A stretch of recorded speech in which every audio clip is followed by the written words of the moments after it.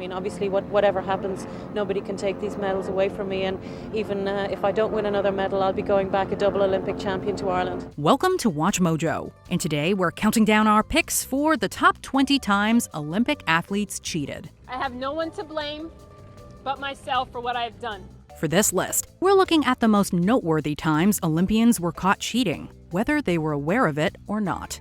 Are there any we missed? Let us know in the comments. Number 20. Spiridon Belokas, Greece, 1896. During the first ever International Olympics at the end of the 19th century, Greek athlete Spiridon Belokas didn't exactly welcome the incoming countries in a sportsmanlike fashion. For the men's marathon, Belokas came in third place at just over 3 hours, and just 5 seconds ahead of the Hungarian Gyula Kellner in fourth place. However, Kellner called out Belokas for having traveled part of the distance in a carriage. The formalized complaint was confirmed, and Belokas was retroactively disqualified, preventing a Greek sweep in the event. Number 19. Hans-Gunnar Lilienthal, Mexico City, 1968. Nowadays, it seems like every time an Olympic athlete gets in trouble, doping has something to do with it. That was unheard of, however, prior to the 1968 Games. Indeed, the summer edition was the first instance that doping tests were practiced. And wouldn't you know it, a disqualification followed. But maybe not for the reason you'd think. The Swedish team placed third in the pistol shooting event, but later had to return their bronze medals due to teammate Hans-Gunnar Lilienthal drinking 2 beers prior to the event. This was heretofore a common way to calm nerves. Though alcohol may seem like the exact opposite of a dangerous performance-enhancing drug, given that it dulls the senses, clouds judgment, and is otherwise pretty safe in moderation, in the right quantities there was, and still is, a popular idea that it gives one an advantage. Lilienthal and the rest of his team may have needed to pound down a couple more after hearing the news. God damn you, Bernice! Oh! By the power. Number 18. Cameron Vanderburg, London 2012. Setting a world record at the Olympics can often be the cherry on top of the sundae that is winning gold. However, sometimes records ought to be displayed with a little asterisk next to them. What a performance. Celebrate. Well done, Cameron Vanderburg. At the 2012 Games in London, South African swimmer Cameron Vanderburg posted a new record for 100-meter breaststroke at just over 58 seconds. However, it's likely his time would have been higher had he not thrown some extra dolphin kicks in there. The rules permit for 1 kick, whereas underwater footage showed Vanderburg performing 3. Vanderburg kept his medal, however, and justified the action by saying otherwise, quote, "You are falling behind or giving yourself a disadvantage." Well, at least he was honest. Number 17. Andrea Reducan, Sydney 2000. Don't you just hate it when you cheat and aren't even aware of it? Well, that's exactly what happened to Andrea Reducan at the Sydney Games in 2000. The Romanian Reducan led her team to a gold medal and won a gold herself in the all-around competition, but was later stripped of the latter. Subsequent tests showed Reducan tested positive for the banned substance pseudoephedrine, which her team maintained came from the cold medicine prescribed by the team physician. Reducan was cleared of any wrongdoing, but the disqualification was never rescinded. Reducan went on to claim that, if anything, the medicine only hurt her performance and didn't help her.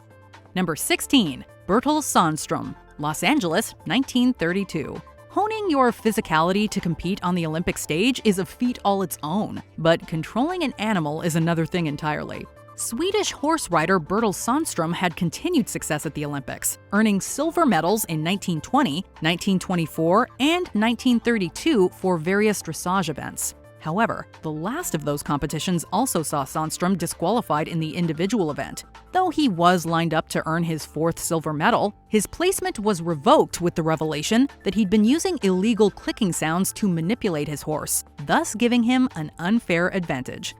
Number 15. East Germany state doping, Montreal, 1976. This one happened back when there was an East Germany around to compete. During the 1976 Summer Games in Montreal, the bisected country surprised everyone when it came away with the second most gold medals at an even 40, with the women's swimming team alone nabbing a whopping 11. Such performances would make any nation proud. However, it was later revealed that scores of athletes across sports were being administered performance-enhancing substances. Basically, surrogate parents, adults who young people trusted to help them achieve their Olympic dream and also bring a claim to the GDR, were that's a form of coercion. Apparently, this practice was encouraged and covered up for decades, with East German officials going so far as to dump the leftover drugs into the St. Lawrence River. Way to not look suspicious, guys. Number 14, Tony Andre Hansen, Beijing, 2008. Norwegian Tony Andre Hansen had reason to complain when his horse Camiro was found to have the banned substance capsaicin in his urine. Hansen was then prohibited from competing in the individual jumping event, and the entire Norwegian team was subsequently stripped of their bronze medals in team jumping after another test proved positive. Hansen appealed twice to have the motion overturned, but was rejected both times. Camiro, too, was suspended for a period of time, but we don't want to put too much blame on him, considering he's a horse. Nobody appreciates you, do they? Do they? Number 13, Michelle Smith, Atlanta, 1996. There is one name unrecognized by most before the Games, who would be the main topic of conversation during the 7 days of competition. At the 1996 Games in Atlanta, Irish swimmer Michelle Smith took home 4 gold medals and 1 bronze. I've put my heart and soul and my whole life into the last 3.5 years, and I haven't let anything come in my way. I've tried to be as professional as I possibly can, and this is the result of it, and nothing's going to spoil that for me. Though she was never stripped of her medals, an investigation 2 years later by the International Swimming Federation saw her banned for 4 years for tampering with her urine sample with alcohol. Smith had reportedly tested positive for androstenedione, a precursor for testosterone, which itself wasn't even outlawed by the Olympic Committee until 1997. Smith made an appeal, but the ban was upheld, virtually ending her competitive swimming career at age 28. Number 12, Marion Jones, Sydney, 2000. In one of the biggest doping scandals in Olympics history, U.S. track and field star Marion Jones eventually saw the forfeiture of the 3 gold medals and 2 bronze she won at the 2000 Games in Sydney. In fact, allegations against Jones for doping go all the way back to her high school years in the early 1990s. Jones repeatedly denied these claims, and despite passing all prior drug tests, allegations swirled again when her ex-husband, shot putter C.J. Hunter, who'd also admitted to using steroids, testified that Jones had been using EPO for years before and after the Sydney Games. I don't know what has happened. I don't know how it's happened. And how it may affect me is the least of my concerns. Jones finally admitted to lying under oath about it, and even served 6 months in prison over the ordeal. I want you to know that I have been dishonest.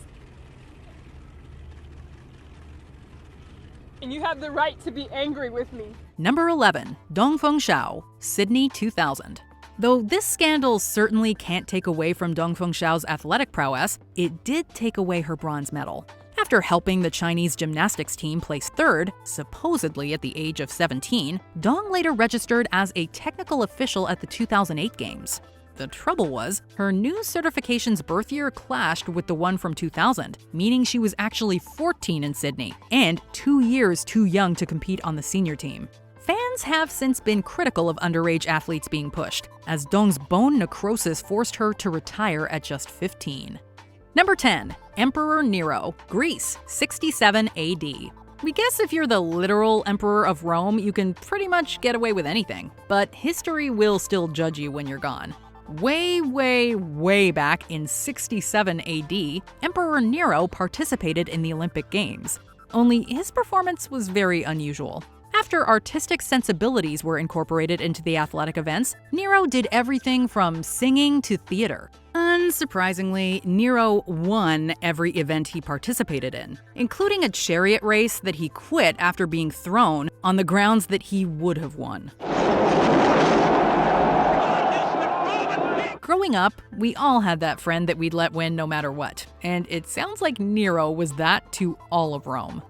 Number 9, Tonya Harding, Lillehammer, 1994. I mean, what kind of friggin' person bashes in their friend's knee? Who would do that to a friend? Here's a story so dramatic it inspired a film. Tonya Harding and Nancy Kerrigan were on the same team, but still had an intense rivalry. Before the 1994 U.S. Figure Skating Championships, Nancy Kerrigan was attacked by Shane Stant. Why? He was contracted to break her knee by Sean Eckhart, an associate of Harding's then-husband, Jeff Gillooly. The goal was to make sure Nancy couldn't compete so Tonya could claim gold at the championships and at the Winter Olympics. You thought, we're going to get away with this. Well, sure, I wouldn't have done it. And you had no problem knowing that you could be taking her out of the Olympics. I had no problem until I saw the effect of it. Nancy recovered and won silver in the Winter Olympics, while Tonya placed 8th. Harding later took a plea bargain by admitting to obstruction of justice and subsequently received a lifetime ban from the United States Figure Skating Association. Number 8. Ben Johnson, Seoul, 1988. Everybody cheats. Who doesn't cheat in life? Everybody cheats in taxes. Everybody cheats in everything. Why Ben Johnson? Ben Johnson was a star in the 1980s, winning medals, breaking records, and establishing himself as Canada's premier sprinter. Johnson then won the 100-meter dash at the 1988 Seoul Olympics, but unfortunately there was a dark truth behind his success. Despite denying rumors for years that he was on performance-enhancing drugs, his urine tested positive, which he later confirmed. Johnson's urine sample tested twice in this laboratory, came up positive both times. It was claimed that many athletes were using anabolic steroids at the time, and that Johnson just happened to get caught. He was stripped of his medals and world record, with many home supporters still wondering why he did it. I dope and I'm sorry.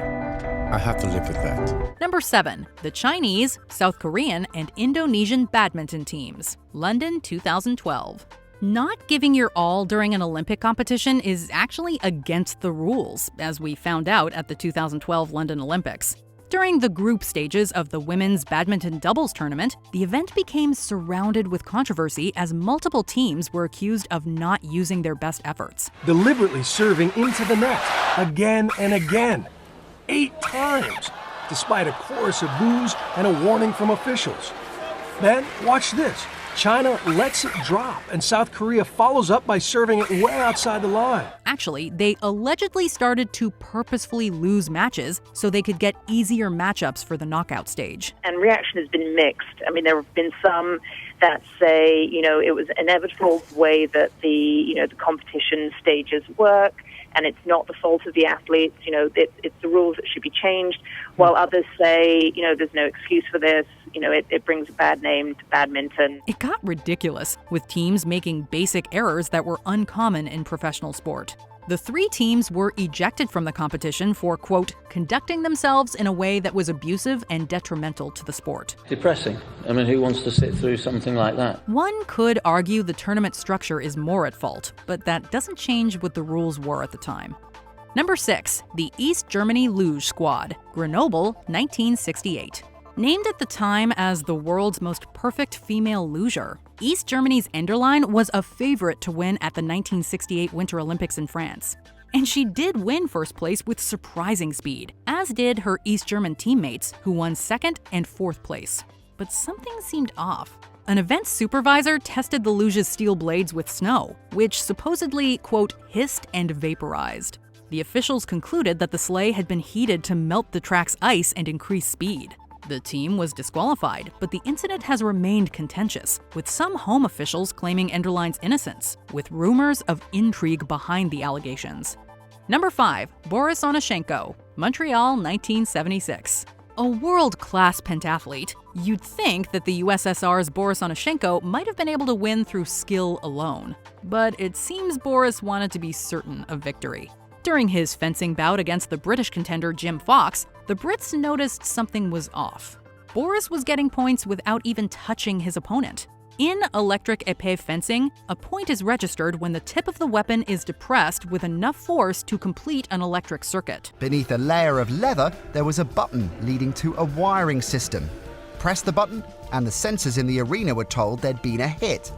Onyshenko had figured out a way to hit his opponents without touching them. However, his modified weapon had a switch on the blade that would complete the circuit without making contact, meaning he just had to make it look convincing. Once he was found out, his peers shunned him, he was stripped of his awards, and he was given a lifetime ban.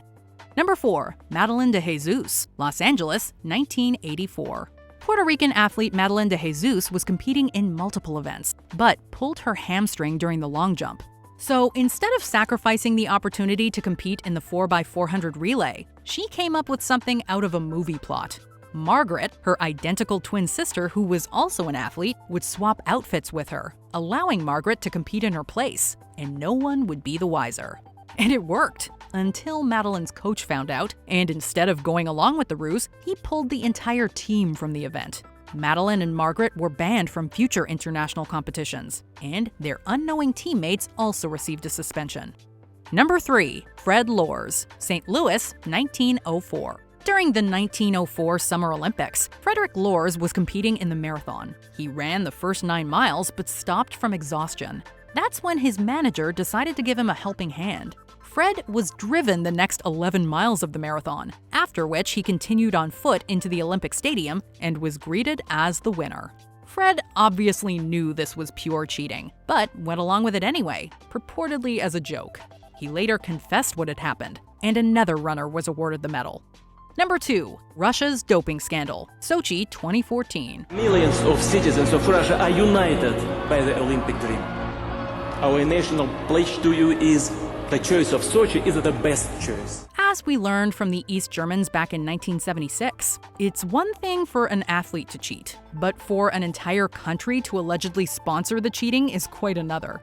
After the 2014 Winter Olympics, a Russian state-sponsored doping scandal came to light, with many of their athletes actively participating in taking performance-enhancing drugs and attempting to hide that fact from screenings. The World Anti-Doping Agency releasing findings from their investigation, saying over 1,000 Russian athletes competing in summer, winter, and Paralympic sport can be identified as being involved in or benefiting from manipulations to conceal positive doping tests. Once discovered, Russia as a whole was temporarily banned from future Olympic Games. The country is also forbidden from hosting or bidding for major events.